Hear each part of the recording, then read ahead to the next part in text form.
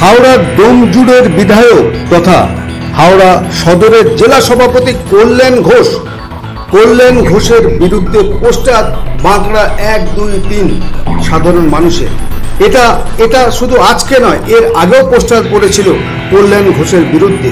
কেন এই পোস্টার, কি কারণে পোস্টার, সেটা এখনো পর্যন্ত আমাদের কারোর জানা নেই। তবে বাঁকড়াতে দুবার কল্যাণ ঘোষের বিরুদ্ধে পোস্টার পড়েছে এবং এই পোস্টারে সরাসরি লেখা আছে কল্যাণ ঘোষ দূর হাঁটো।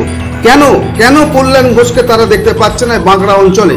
কি কারণে, কি অসুবিধা আছে? কল্যাণ ঘোষের বিরুদ্ধে কেন বারবার তারা পোস্টার ফেলছে এই বাঁকড়াতে, সেটা এখনো কারোর জানা নেই। তবে সাধারণ মানুষদের বক্তব্য 2026-এর আগে কল্যাণ ঘোষ যদি বাঁকড়ায় ঢোকে তাকে উল্টো করে মারা হবে।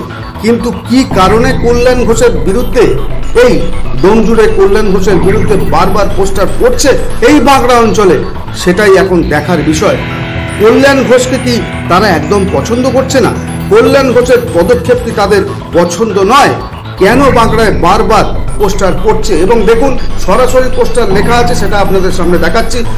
বাঁকড়ার মানুষের অনুরোধ, কল্যাণ ঘোষ চোর, কল্যাণ ঘোষকে আর ঢুকতে দেয়া হবে না। শেখর প্রামাণিকের report, NPS news Bangla, Bankura, Howrah.